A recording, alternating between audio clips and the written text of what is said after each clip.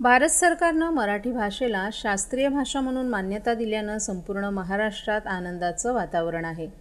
लाभले आम्हास भाग्य बोलतो मराठी ही भावना आज प्रत्येक मराठी माणसाच्या मनात भरून पाहत आहे।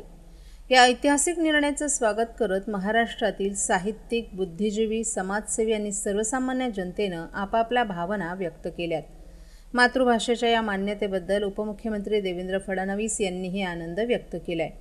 फडणवीस यांनी मराठी ही महाराष्ट्राची ओळख आहे आणि तिचा सन्मान म्हणजे महाराष्ट्राच्या प्रत्येक नागरिकाचा सन्मान असल्याचं सांगितलं।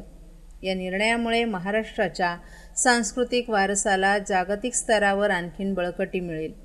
बुद्धिजीवी आणि समाजसेवकांचे विचार या निर्णयावर प्रतिक्रिया देताना अनेक प्रतिष्ठित व्यक्तींनी भारत सरकार आणि महाराष्ट्र सरकारचे आभार मानले। मराठी भाषेचे शास्त्रीय दर्जा मिळणं हे मराठी साहित्य, कला आणि संस्कृतीसाठी ऐतिहासिक टप्पा ठरेल असे त्यांनी सांगितलं। त्यांनी या निर्णयाचं श्रेय महाराष्ट्रातील जनतेला आणि त्यांच्या सांस्कृतिक योगदानाला दिलं आहे। माननीय प्रधानमंत्री नरेंद्र मोदीजी आणि संपूर्ण केंद्र सरकारचे मी मनापासून आभार मानतो की इतक्या वर्षाची मागणी मराठी भाषेला अभिजात भाषेचा दर्जा द्या ही मागणी माननीय मोदीजींनी आणि मंत्रिमंडळाने मान्य केली आणि आजपासून आपली मराठी भाषा ही अभिजात भाषा म्हणून गणली जाणार आहे। हा स्वर्ण अक्षरांनी लिहिण्याचा दिवस आहे। पंतप्रधान मोदीजी आपले खूप खूप धन्यवाद।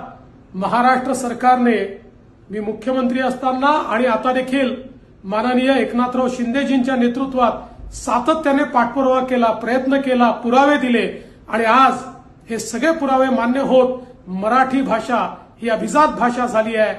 महाराष्ट्राच्या 12 कोटी जनतेच्या वतीनं आणि जगभरातल्या मराठी माणसाच्या वतीनं मी पंतप्रधान मोदीजींचे मनापासून आभार मानतो।